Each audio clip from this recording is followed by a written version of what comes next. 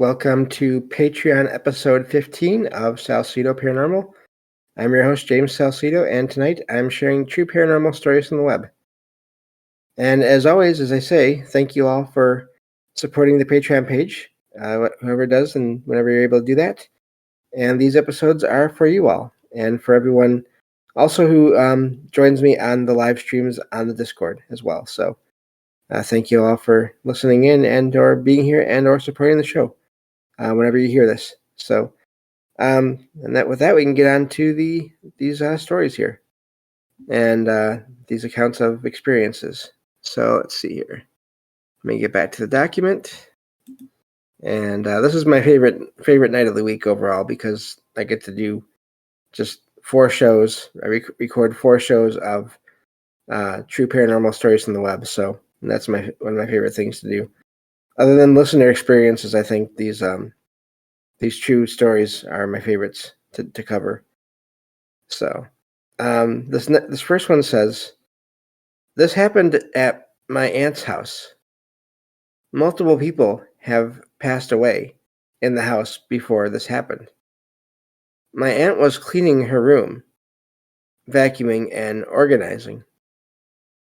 While organizing her dressers, she found a dime. The dime appeared to be deliberately placed. My aunt was home alone at the time.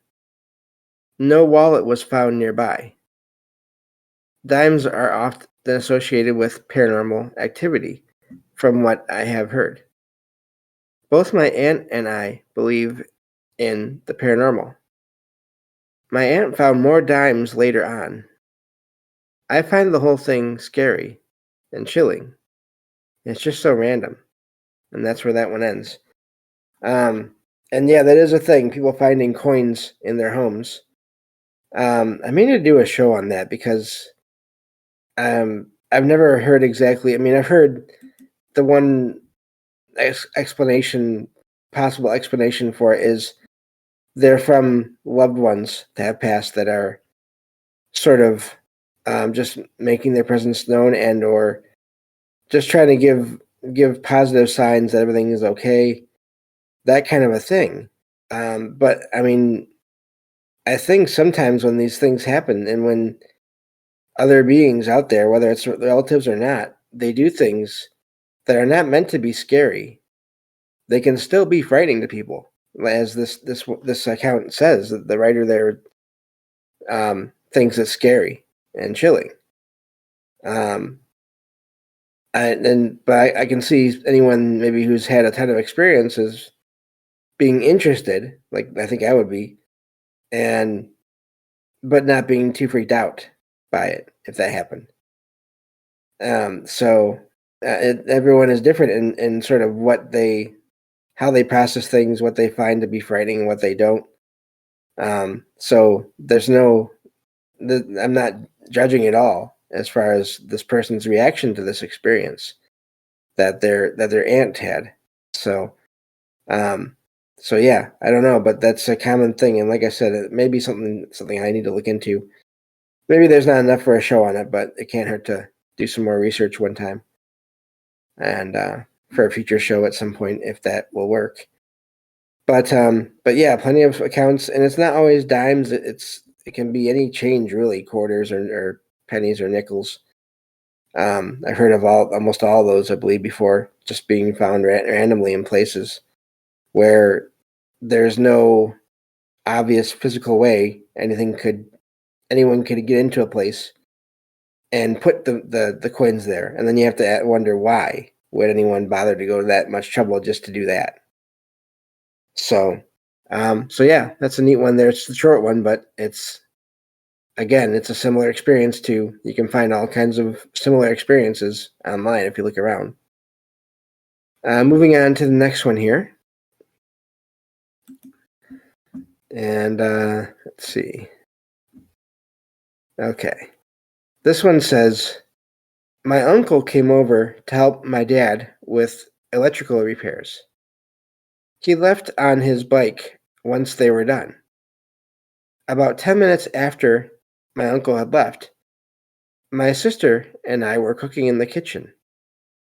We saw my uncle through a window walking forward, looking at something carefully that we didn't see. Still, he seemed very calm and aware of what he was doing. My sister told me to close the kitchen door, as she didn't want my uncle to see how messy the room was. I looked for him a few minutes later, but couldn't find him anywhere. I didn't find his bike anywhere either, which was odd because it was how he got around most of the time. I kept looking around for about an hour with no results. My grandmother, who was also at the house at the time, started shaking. She made seemingly random statements like, "That's it, he's passed away somewhere in the sunflowers." Not knowing what to make of this, I didn't say anything and went to my room, and life went on as usual. The next day, I ran into my uncle at a local store. He behaved as if nothing unusual had happened, and even gave me some money to buy some items. Sorry, there was no period there. I promise that this is all 100% true, and I am not crazy because my sister also saw the same thing I did. So that's where that one ends. I don't blame the grandma for being a little freaked out at first, because there are plenty of accounts of people being seen sort of out of nowhere unexpectedly, and then later you find out they had passed in between the time when they had last been seen physically and then whenever their apparition was seen. So I don't blame anyone there for being worried about that. But obviously, the uncle was okay. I wonder, again, how much of this is either residual energy and or time distortions of some kind where that was really him. I wonder how often that is the case with some reported ghost sightings where it's not a spirit. It's not some other entity that is or being that is trying to copy the appearance of the person. It is that person, but somehow time is sort of folded in on itself or happening, just sort of colliding. Times are colliding, and people are seeing things happen that either did happen or will happen because of some weird distortion in time. I really wonder about that now with so many sightings, especially in cases like that where the uncle was alive. Nothing bad happened to him, and everything worked out okay. So, and of course, the sort of doppelganger possibility is still there, obviously. But especially when nothing else happens, when there's no interaction really between, like, the uncle didn't appear to be looking at the writer or their sister or anyone else really. They were focused on one thing. I wonder if that was more of again, something to do with time. So, moving on to the next one here. Let's see. Okay, so this one says, "This happened to my friend and I in rural Alabama on an old highway at around noon one day recently. The area was a battlefield during the U.S. Civil War. I am a police officer and retired Marine. My friend and I were returning from returning from a hunting and fishing trip. During our morning hunt, I felt strange, as if being watched. A pack of wild dogs ran through the area, and that's the area where I lost my spot. And I left the area, lost my spot, early because of the strange feeling. Anyway, as we were driving, we had just passed an old bridge. That is when we saw a headless horseman. He had a tall black horse, abnormally large, and darker than night. The rider wore black armor with black gloves, and he gripped the horn of the saddle, sword sheathed. The rider himself was also massive, except for the missing head. He was on a grassy embankment in a curve of the road. I saw the horseman on the right side of the road. Time seemed to slow down during the sighting. I looked in my car's mirrors after passing, and I saw that the horseman had vanished. When I asked my friend what he had seen, he was reluctant to say so at first. Later on, though, he did explain what he saw, which was not quite the same as what I have described. He saw the horseman on the left side of the road. The horseman slowly walked to the center of the road and disappeared. Both of us were shaken by the encounter. Has anyone else in the area seen this apparition?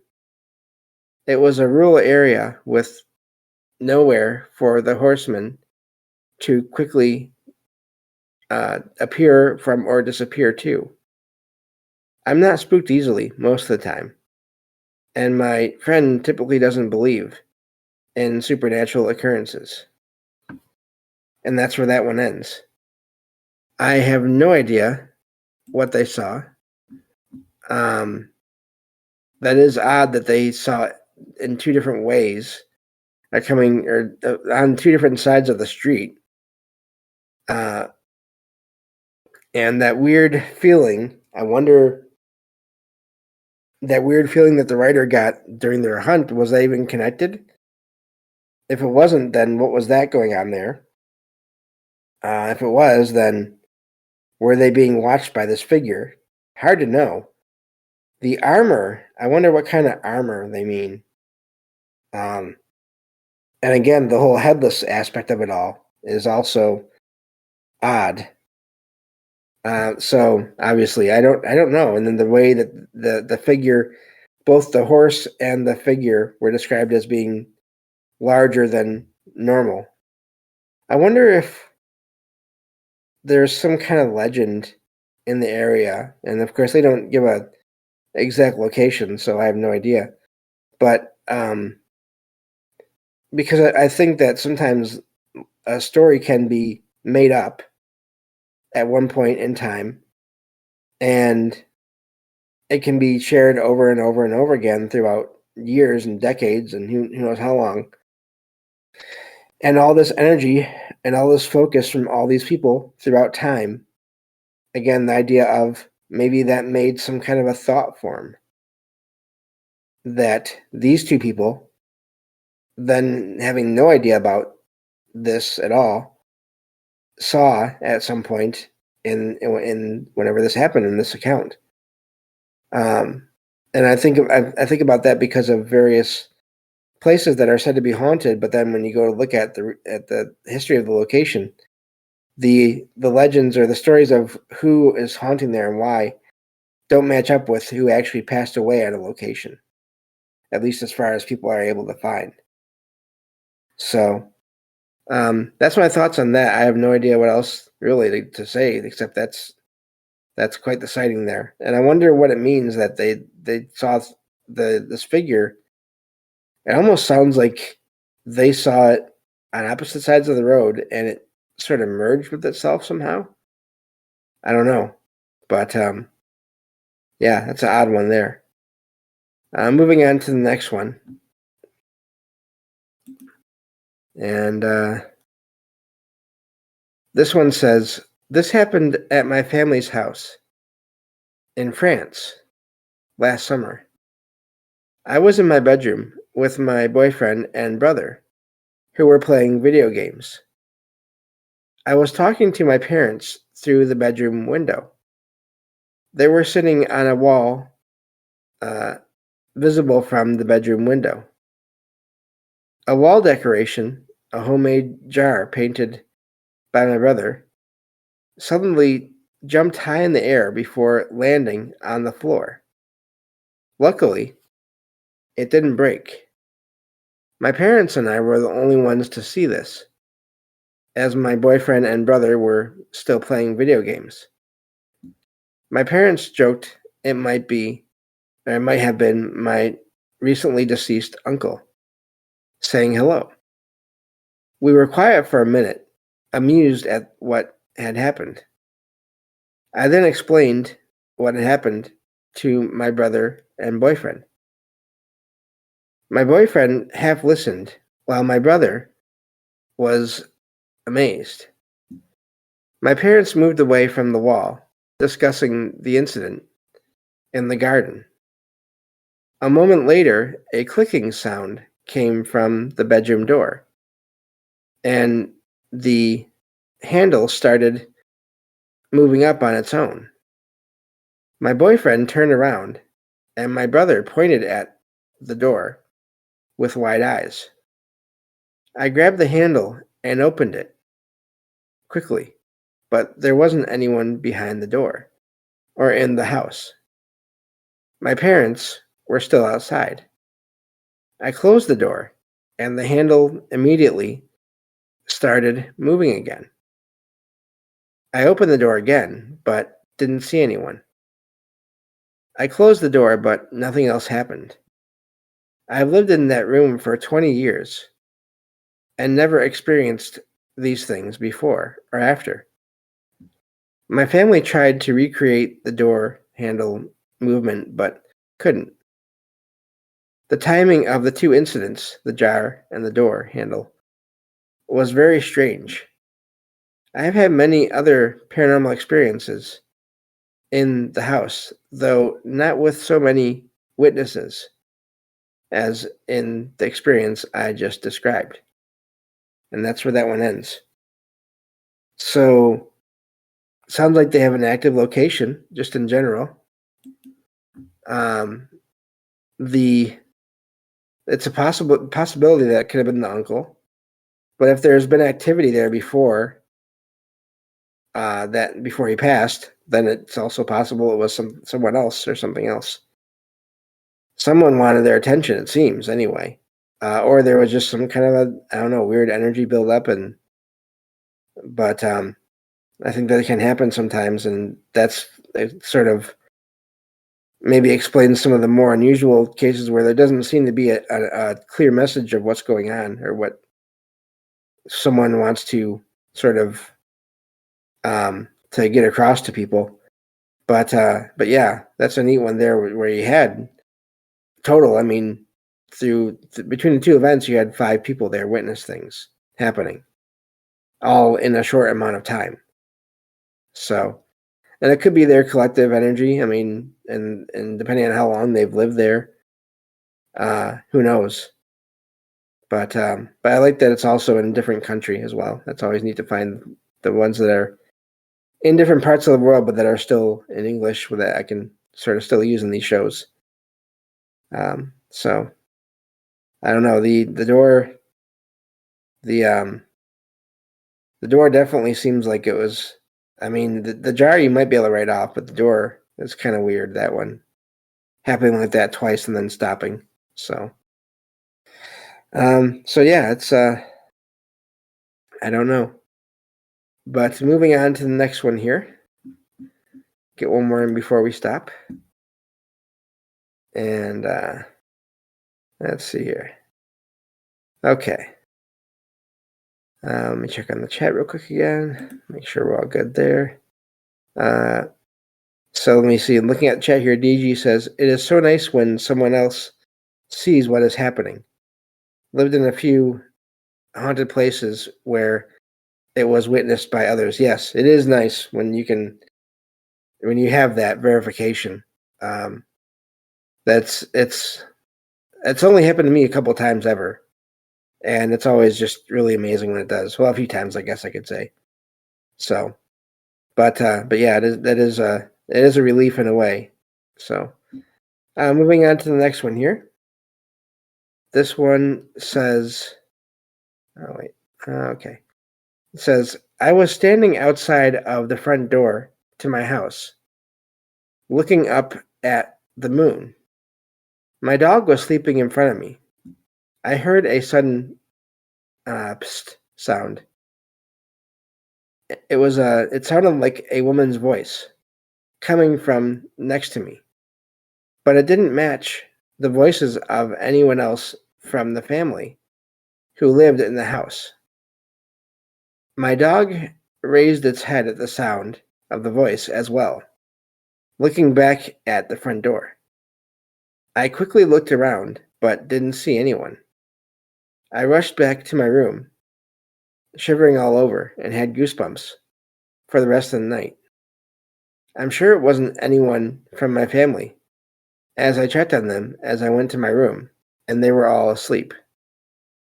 Also, it was not likely to be a hallucination, as my dog also reacted to the sound of the voice. I didn't make any noise when I heard the voice either. So I know that this voice is what woke my dog up, not me.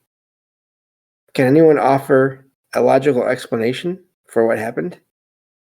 And that's where that one ends. And again, that confirmation, I would say the only, I don't think maybe better, but it's equally as amazing when pets also seem to notice things that are going on. Like in that example there, the dog heard the sound and the voice, and so yeah, that's a neat one there as well. And I don't know what was going on there. If nothing else ever happened, then that is a strange one-off kind of thing. Could have been just someone passing through, wanting attention. Who knows? Let me see here. This is a short one, so we'll do this one. This one says, this happened at around 3 or 4 a.m. My friend was in his car, taking pictures of the area. The next day, he checked on the photos and saw that in one of them, there was a figure outside of the car window. It appeared to be wearing a long, white, skeleton-like face mask. But my friend has no recollection of seeing this figure while taking those pictures. He was looking in that direction while taking the picture. Has anyone else had a similar experience? Can anyone offer a logical explanation for what happened? And that's where that one ends. It's odd because that's the second picture-related account that I've found in like in the last month or so, last couple months, where something appeared in a picture, in a photograph. I'm not sure if it's digital or not, but either way, something appeared on the picture that was not there. And so that is amazing. I mean, I'm glad that the friend didn't see whatever that was at the time. That would have been frightening. At least they were out of there by the time they checked on the pictures. But then that is also seems like a very much like a I don't know, thought form based on some kind of Hollywood movie, like serial killer movie figure. Unless there are entities out there and beings out there that some of these movies use, some of these people that make these movies, they've heard of similar events involving just the visual aspects of whatever they end up using for the movie. And it's based on something that people have actually seen, and that, who knows, with all the circles that can go around with that. But that's all the time we have for this episode. Thank you all for listening, and I will talk to you all next time. Take care.